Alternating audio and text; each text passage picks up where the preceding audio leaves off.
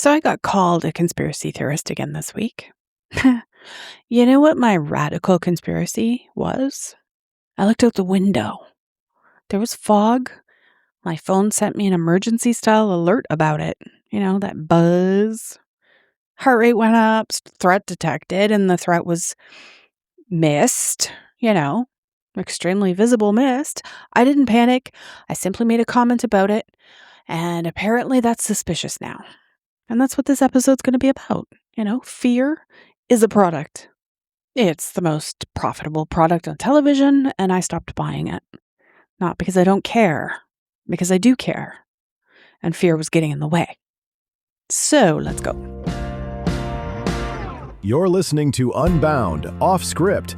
No outlines, no safety nets, just Beth Curry talking about whatever the hell she wants, or whatever the hell you've asked her to uncover.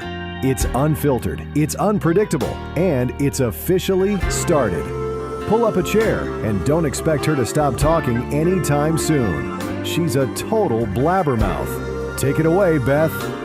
Hey everybody, welcome back to Unbound. This is an off-script episode, partly inspired by a text message I received, and I will get into that in a moment, and also partly inspired by a couple of people who are genuinely curious and not looking to be nasty towards me, who asked me and wondered why it is I don't trust the media and how I stay so calm about stuff all the time. So before I get into any specific story, I just want you to understand one thing, because I guess everything else in this episode kind of sits on top of it. Fear is not a side effect of the news. Fear is the business model, literally. Okay. There is an old newsroom saying, if it bleeds, it leads. And that's not really a criticism that somebody made up about the news itself, right? That's advice the news gives itself. The scary story goes first, on purpose, every time. It's the founding principle of the format, okay? And you don't have to take my word for it because, they tell on themselves constantly. You've heard the promo. Could something in your kitchen be slowly poisoning your family? Tune in at 11. At 11?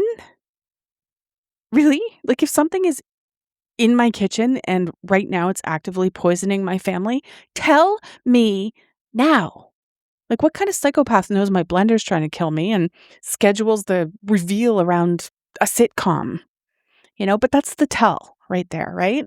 If the danger were real and urgent, they would just say it. The delay is the confession, right? The danger isn't the point. The waiting is the point. And the waiting is also, of course, where they sell all of the ads, right?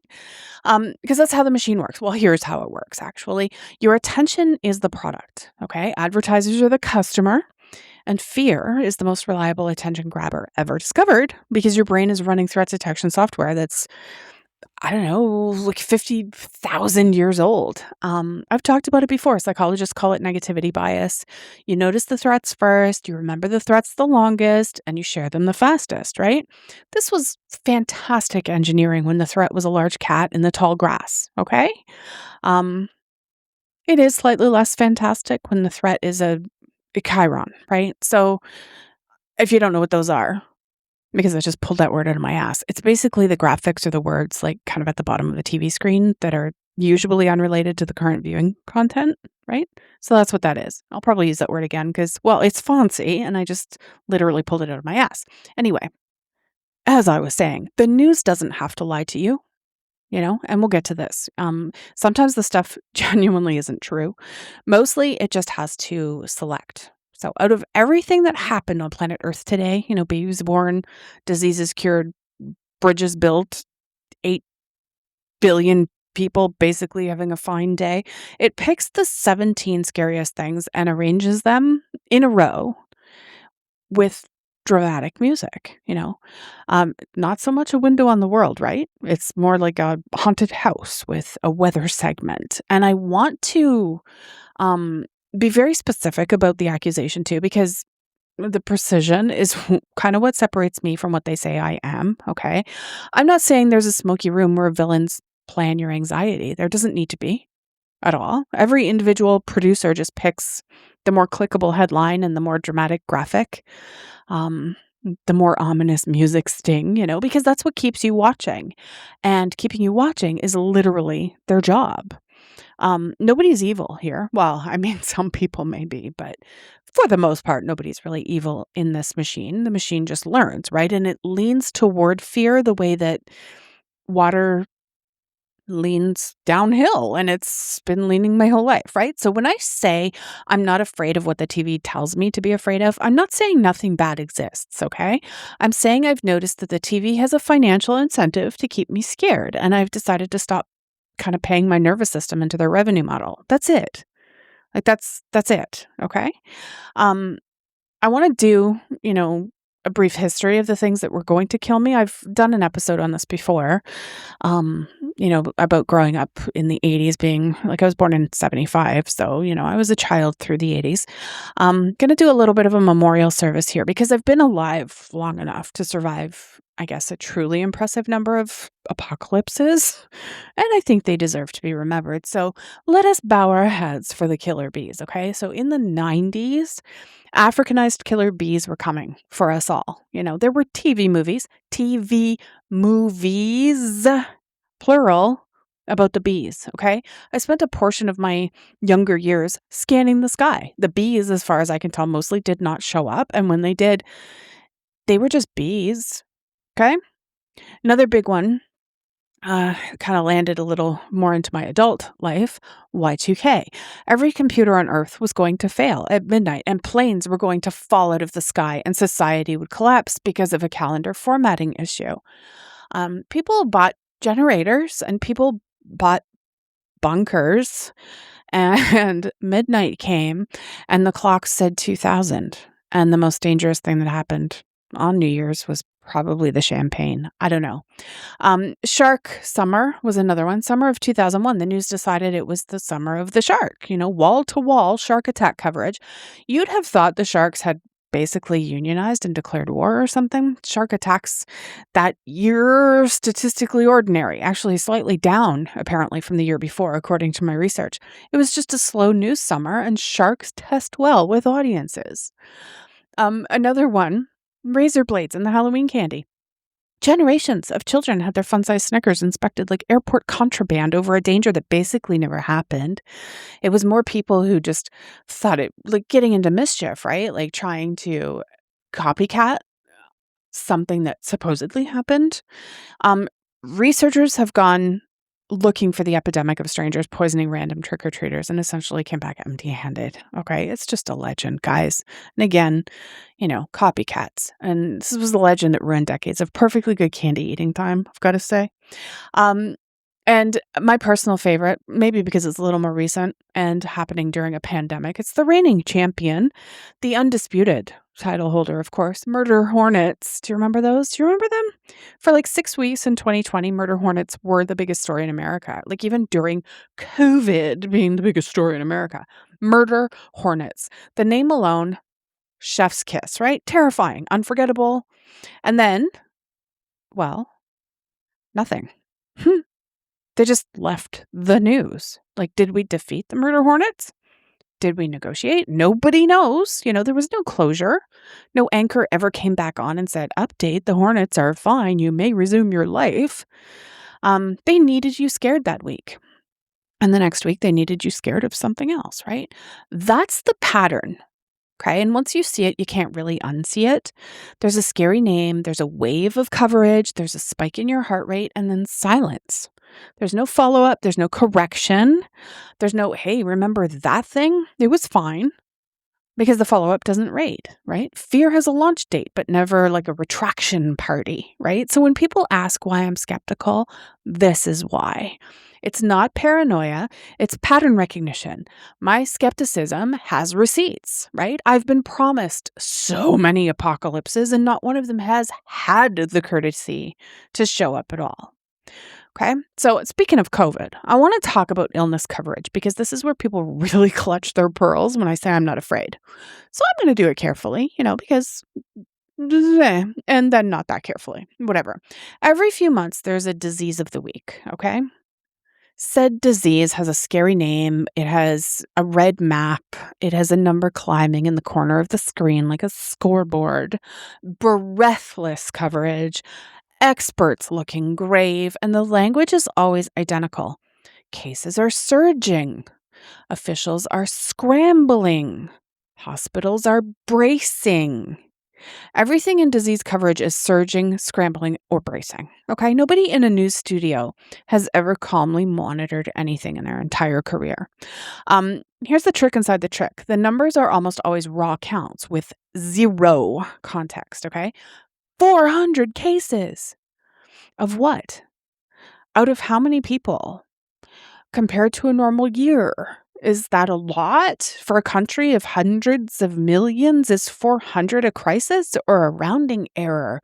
They will never tell you because 400 cases sounds terrifying, and a fraction of 1% sounds like you can change the channel. Okay? Context is the natural enemy of the chiron. There's the word again. And then there's my favorite genre, the symptom list. They put up the warning signs of this week's disease, and it's always fatigue, headache, and body aches. That's not a disease. Okay? That's Tuesday. That's having a job. Every human watching goes, oh no, I'm tired and my head hurts.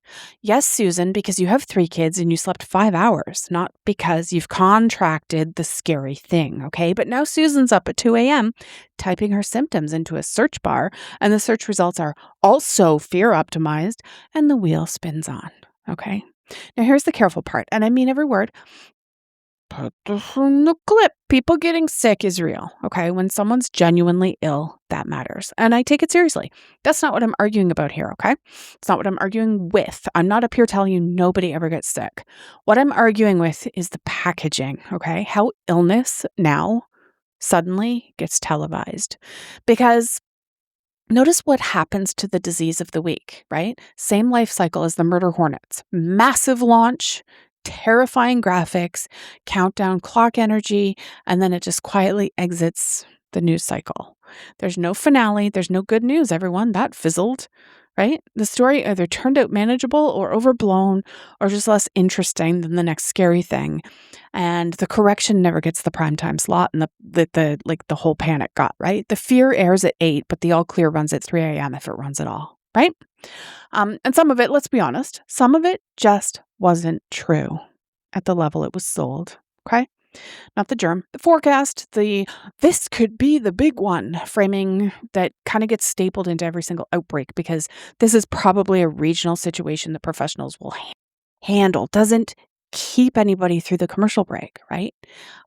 They sell you the worst case as the likely case. And when the likely case happens instead, they're already 3 panics down the road, betting that you won't remember, right? Like this was monkeypox and Ebola and lettuce diarrhea or whatever the hell it is that's going on right now. They're just betting that you won't remember. I remember. That's my whole thing. I'm the guy who remembers, that annoying person. Which brings me to kind of what inspired the entire episode. The questions were one thing, but this particular incident was what inspired this entire episode. And I have to tell you how it found me because the delivery I think was perfect. So there's this guy I know. I've talked about him a few times. I say this every time. His name's Nate, and he has a beautiful working farm on Oahu, like actual paradise. Okay. The man grows food on a tropical island for a living. Okay. And this morning, he sends me this article. The headline, serious news anchor voice, please. A Godzilla El Niño next year could be a glimpse into the future. And then attached to this, one question from Nate. Hey, quick question. According to this, should I just go ahead and plant next season, or should I just leave everything in the field as a welcome basket for the lizard? Asking for my chickens. They'd like to know whether to keep laying or start training. And I laughed. Because that is the correct response to this stuff, okay? Not panic, not doom scrolling. A man standing in the middle of an actual farm in actual weather, doing actual work that depends on the actual climate, reading a headline about a movie monster and going, anyway, so the tarot, Nate isn't dismissing weather. Nate lives in weather. His whole livelihood is a negotiation with the damn sky. He just knows the difference between the sky and the headline about the sky. And that difference is basically this entire episode, right? So thanks to Nate, after the bees and the hornets and the surging, scrambling, bracing industrial complex, I found the perfect specimen. One single weather article containing every technique in the playbook. Okay, this one comes from MSN. I'll try to remember to link it in the show notes, just to be fair, because I'm going to pick it apart here. I'm going to consider this our lab dissection, starting with that headline. Godzilla, the giant radioactive lizard that flattens Tokyo. That's the framing for a warm patch of ocean water off the coast of South America. Okay, now I promised I'd be annoyingly fair throughout this episode, so here's fairness round one, if you will. The article notes that the nickname comes from actual climate researchers. Scientists said it. Fine. I'll even grant that a scientist reaching for Godzilla is itself a signal they think this one's a big deal. Scientists don't usually talk like movie trailers, okay? But here's my question. Those scientists said thousands of words about this El Niño thing. Data, probabilities, ranges, all that kind of stuff. Careful, boring, responsible scientist words about ocean temperatures and rainfall patterns. And out of all of that, which word ended up in the headline? The lizard. It's always going to be the lizard. Because before you've absorbed one single fact, one number, one date, you've already got a picture in your head. Destruction, screaming, a city on fire, right? That's not information. That's like this whole ass mood. And if you compare it to the boring version, scientists monitor possibility of a strong El Niño. Same topic, same facts, 0 clicks though, because it's boring. Nobody's forwarding that to the group chat. One headline invites curiosity, and the other grabs your nervous system by the collar, okay? An editor chose which one you got, and the editor's paycheck depends on that choice.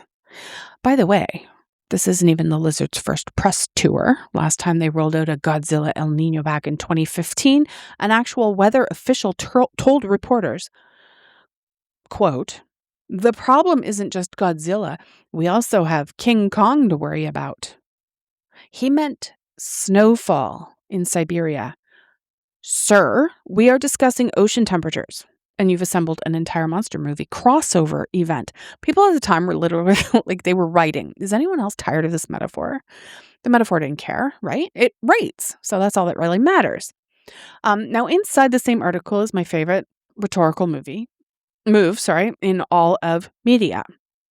And once you see it, you can't unsee it, as I keep saying. I call it the I'm not saying, I'm just saying. Okay, so deep in the piece, the expert brings up the El Niños of the late 1870s, which he says contributed to famines that killed tens of millions of people around the world.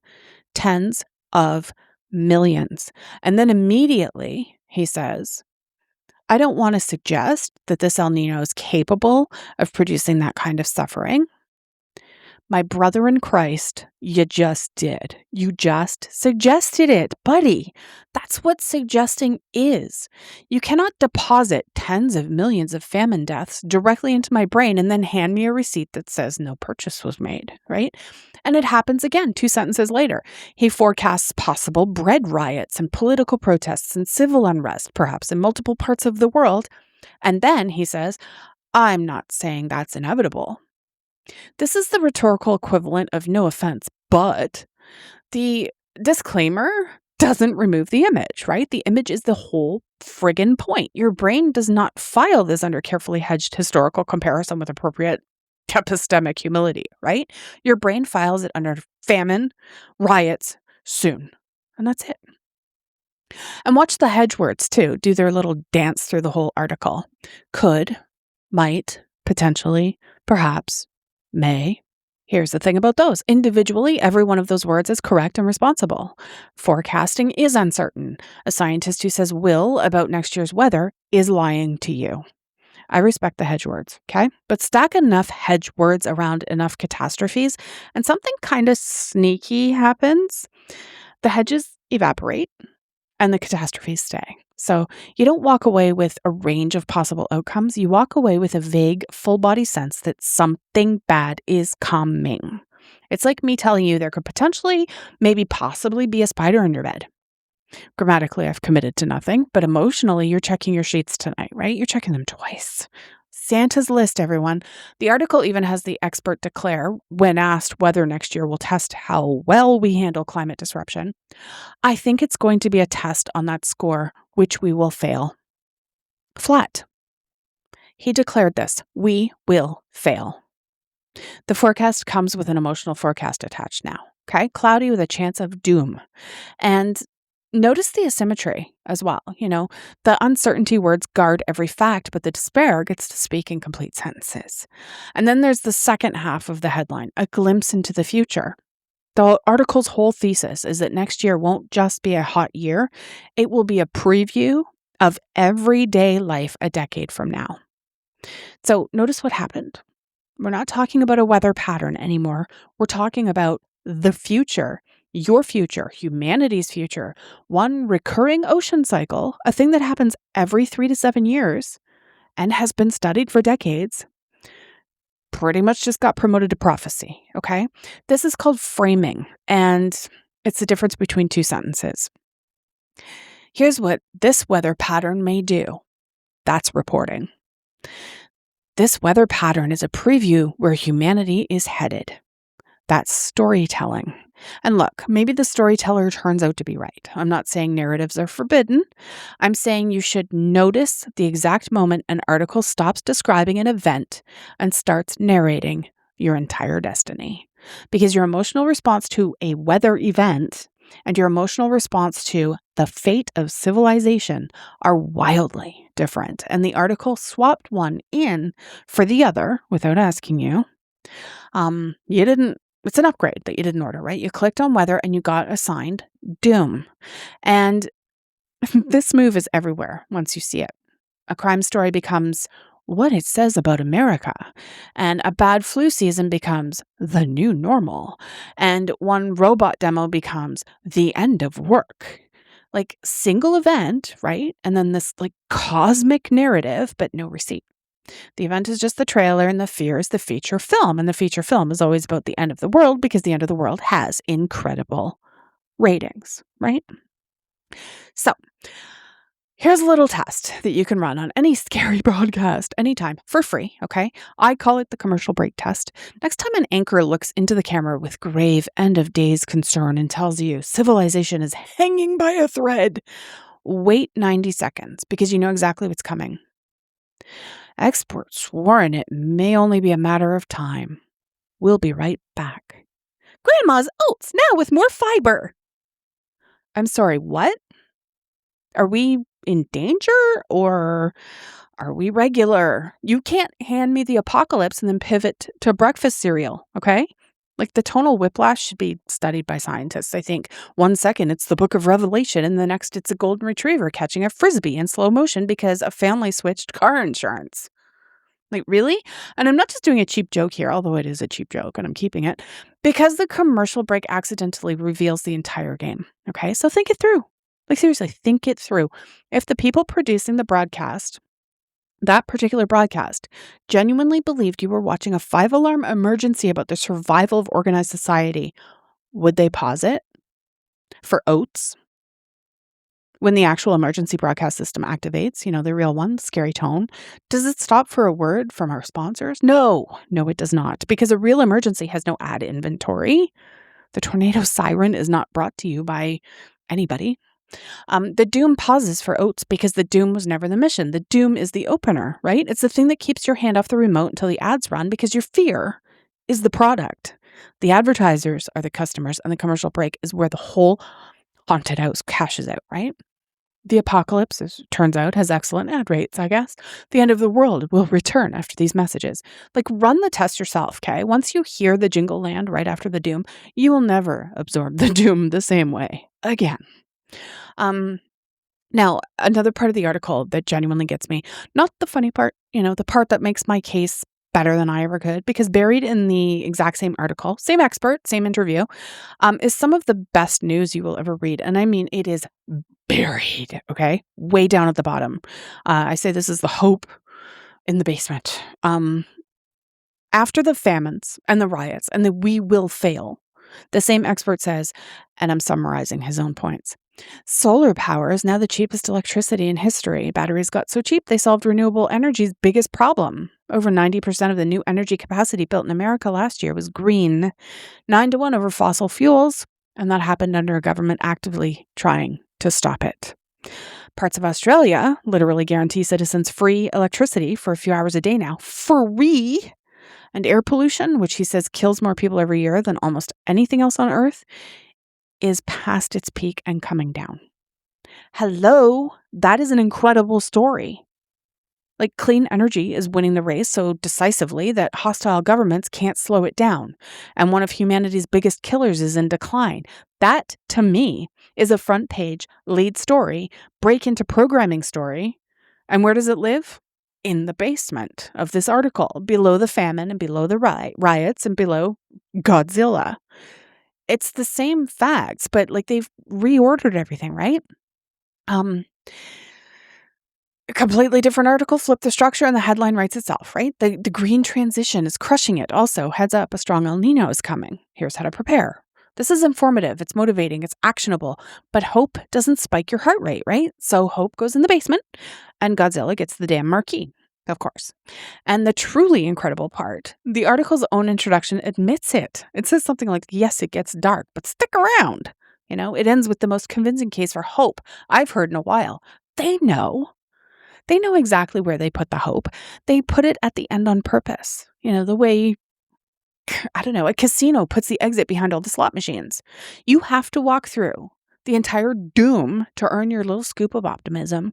And by the time you get there, your nervous system has already paid full price. I don't think this is journalism structure, right? It's not. Nah, I don't know. I'm not going to go on about that. This machine doesn't stop at words, though, okay? Because I want to talk about the colors. Do you remember, if you're a little bit older, old weather maps on the news? You know, there were blues and there were greens and there were soft, gentle gradients. There was a polite yellow if things got really wild. The map looked like a watercolor painting. You know, it could be 95 degrees out and the map still looked like a spa brochure. 95, it said in a calming seafoam. Maybe like have some lemonade or something, right? Now, though, now the map looks like the surface of the sun. Okay, there's reds, there's oranges, there's dark purples, there's black. There are colors on modern weather maps that do not occur in nature outside of an active volcano. Okay, they ran out of hot colors and started inventing new ones. Like, what comes after black, guys? What's the plan for next summer? Is there a temperature so scary the map just shows a skull? Like, you can go back 20 years and compare an identical temperature map between then and now, and you can see how they changed it. It still says 74 degrees, but the color's different now, and you know why the color's different. The temperature didn't change because of the color palette. 95 is 95, whether you paint it seafoam green or hellfire crimson, okay? The facts are identical, but your experience of looking at them changed completely. One palette says warm day, drink water, and the other says flee, run for your lives. This is design psychology, and it's real. Our brains associate red, orange, and black with fire and injury and emergency and hell. Like, that is literally why warning signs and stop signs use those colors. So when the entire map is emergency colored every single day, all summer long, your body responds like there's an emergency every single day, all summer long. It's not a forecast, okay? This is horror movie ambience, okay? Somebody in a design meeting chose this and somebody approved it. And I just really personally would like the watercolors back, okay? Thanks. And then the final boss of the machine, of the fear machine, the phone. I told you about my alert, urgent buzz, the sound engineered to spike your heart rate before your eyes even focus, right? Could be anything, family emergency, breaking news, something on fire. But it was fog. Fog. Do you know how you find out if it's foggy? It's like how I did it, I don't know, back in 84. You look out the window. That's it. Okay? That's the entire investigation, kids. It's free of charge. There's no app required. The fog is not sneaking up on you. Fog has never ambushed a single person in the history of weather. It's the slowest, probably most polite, most visible phenomenon in the entire atmosphere, okay?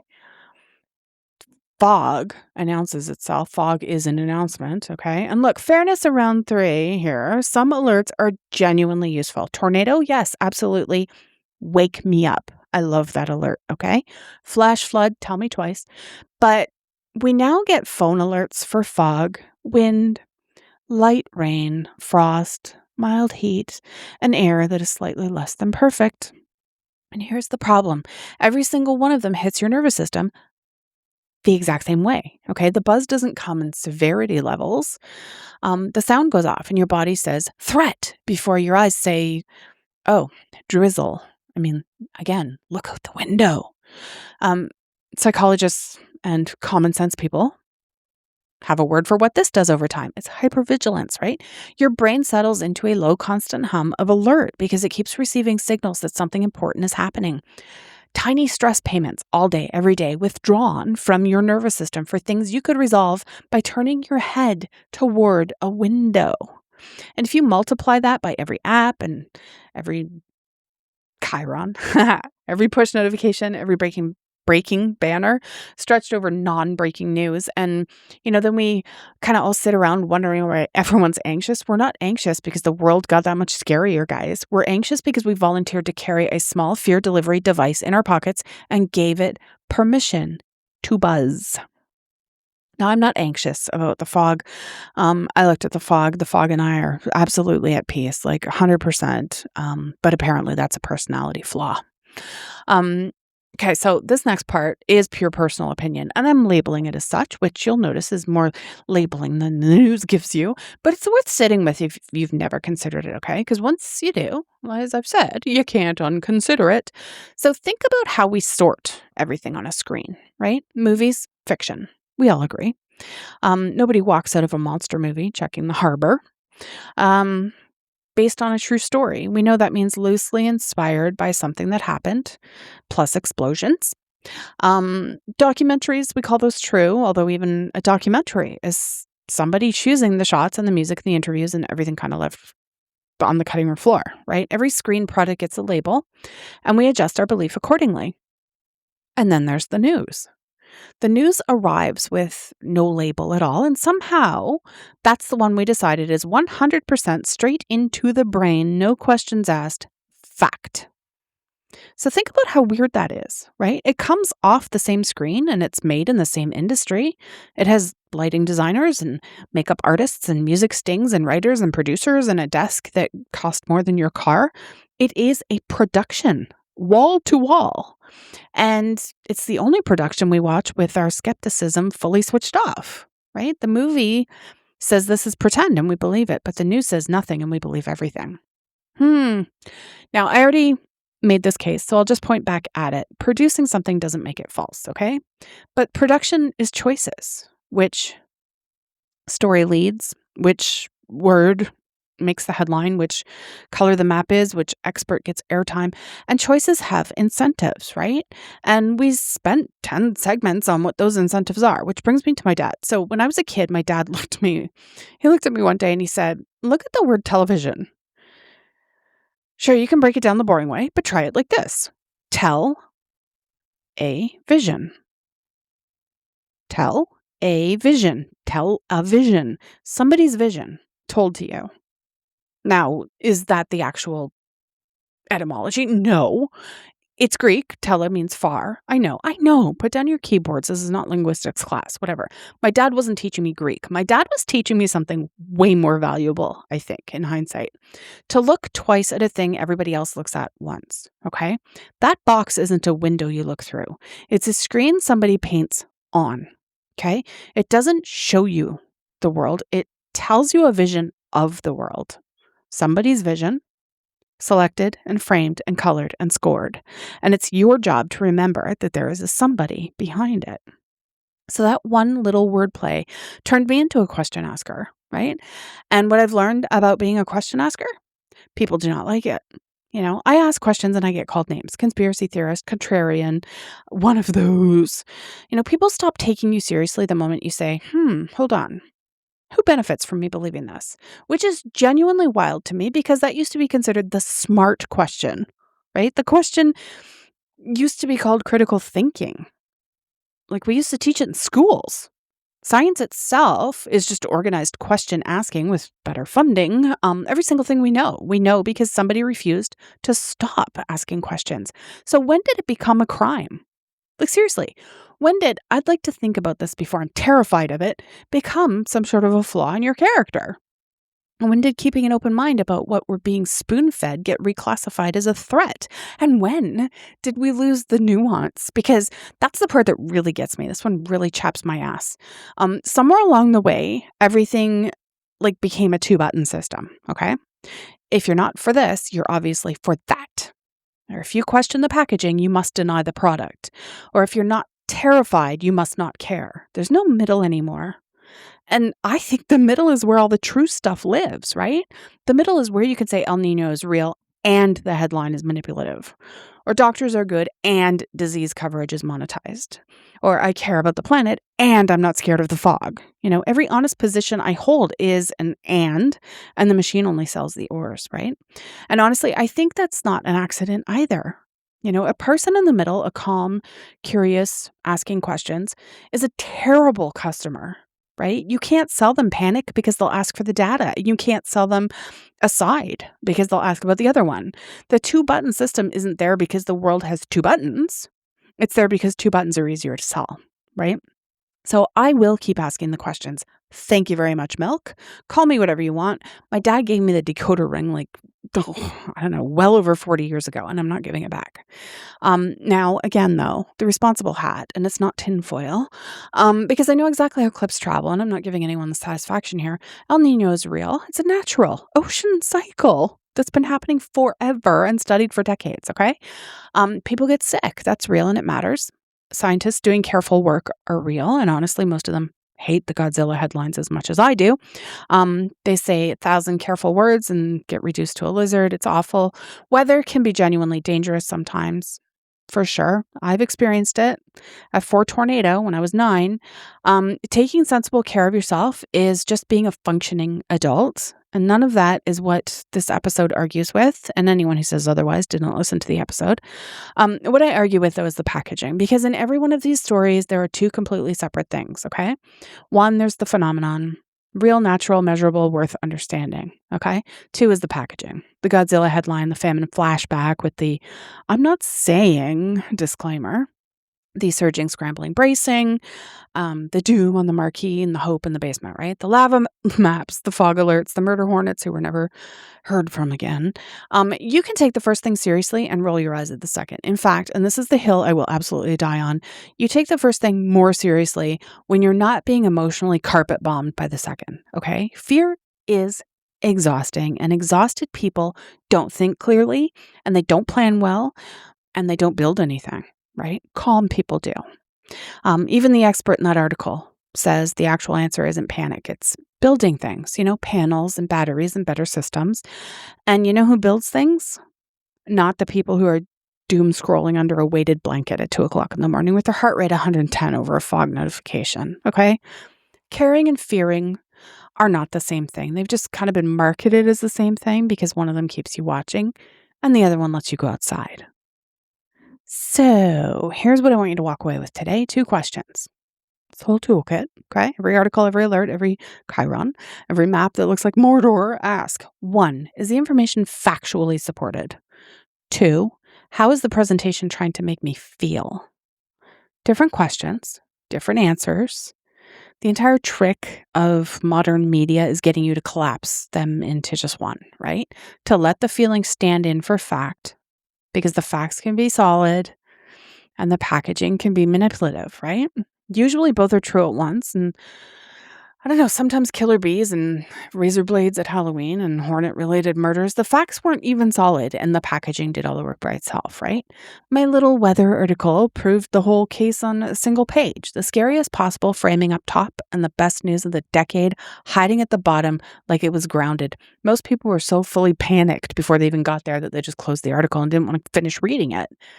When you can separate the facts from the feelings, you get everything, right? You stay informed and sane. You care about real things. Like you really care, usefully care to do something, do something about it, care, right? Without renting out your nervous system to a headline writer whose bonus depends on your heart rate. So, no, I'm not a conspiracy theorist. I'm not checked out. I'm not in denial.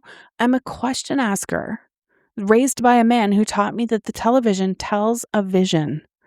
And I'm a person who's survived the bees and the hornets and the sharks and the millennium bug, several dozen diseases of the week, and that fog notification. I've noticed that the fear always kind of launches in prime time and the all clear never airs at all, right? Keep asking questions. It's not a crime yet. And live in the and, right? Live in the and. You can care and be calm. You can believe the science and doubt the packaging. And you can watch the news and remember that somebody made it. I looked out my window. It was fog. I finished my coffee. Whatever. Peacefully, happily in my own space. The lizard's not coming. The hornets have moved on. Nate, plant the fields, buddy. The chickens can stand down. Drink some water, hug your dogs, go look out a window. Best news feed there is. And there's no commercial breaks either. I'll see you next time. And that brings us to the end of another episode of Unbound Off Script. Someone eventually had to pull the plug because, as you know, Beth will happily keep talking until the sun goes down. Thanks for listening, and we will see you whenever she finally runs out of things to say. I'm Rob, she's a blabbermouth, and we're out.